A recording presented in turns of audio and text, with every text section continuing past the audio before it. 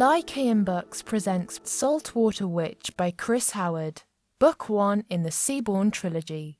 Read for you by the author. Chapter 1. The Ferryman. Gregor Porthmius spun the boat's wheel toward the main coast and watched in terror as the storm turned to follow him. The Atlantic rolled and peaked in his wake, long fingers of white foam clawing up the faces of the waves. The salt stung his eyes, blinding him, and he flailed for the boat's controls.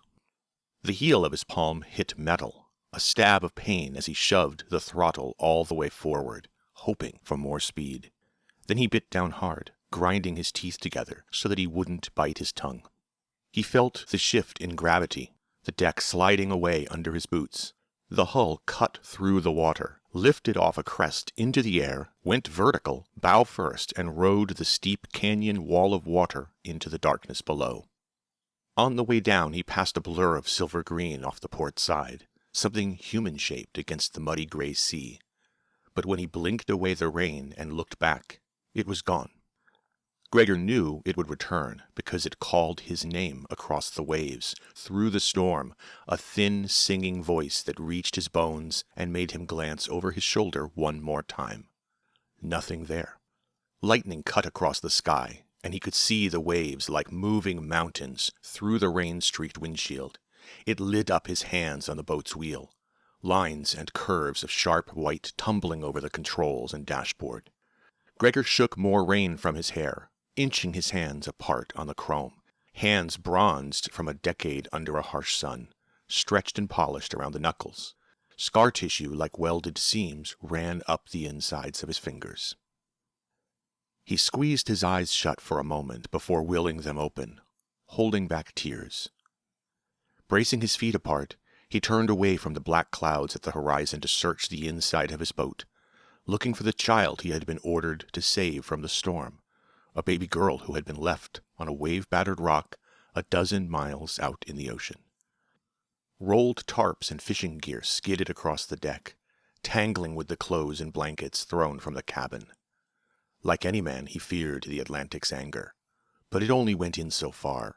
There were deadlier things out there, things that swallowed boats whole, punishments longer and more painful than any tempest, masters who didn't expect their slaves to fail. Cassandra. He whispered the child's name, harsh and bitter like a curse, as if saying her name aloud might unlock something hidden inside him. He ducked and leaned sideways to look in through the doorway, into the plastic and wood interior of the boat's cabin, stopping on a curl of blanket sticking out from the shadows.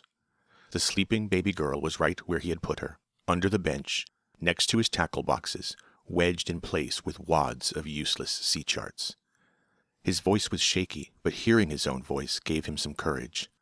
First they call me to bring her ashore, then they want her back? It didn't make sense. Gregor had picked her up, a tiny girl in a saltwater-soaked blanket, alone on a rock surrounded by towering waves, a rock that appeared on no chart he owned. His masters had commanded him to pick up the baby, and he had nearly dashed open the hull of his boat against the rock, just managing to grab the girl without losing more than a few layers of paint and some barnacles. The first command had been pretty damn clear. Pick up the baby girl, fail, and die. It was also becoming clear that someone wanted him to fail and die. Hands slipping on the boat's wheel, he shot another look over his shoulder. Even if he couldn't see them, he knew they were out there, and a shiver up his arms, an ache in his bones told him they had help. Something different moved in the waves, right under him, something large and made of ocean shadows, sliding just below the surface off the starboard side. One of them sang his family name, Porthmius, in long wailing notes that stood his hair on end. Porthmius. Then things went really bad. The bow slammed into a wall of cold gray water, metal and fiberglass buckling. The wheel hit Gregor in the stomach. One of his hands shot free, and his momentum swung him against the navigation panels. The ocean shadows rolled together and folded into a monster from the abyss. Massive claws of ice and salt water spun into fibrous muscle. It had been toying with him all this time, Now it grabbed the hull, stopped the boat in the water, and shook it hard. Windows shattered or broke from their frames. Wood squealed as if running along rocks. A rolling, clanking storm of tackle boxes, tools, silverware, and a baby wrapped in blankets and wadded up sea charts tumbled from the boat's cabin, pushed past Gregor's legs, spilling across the deck.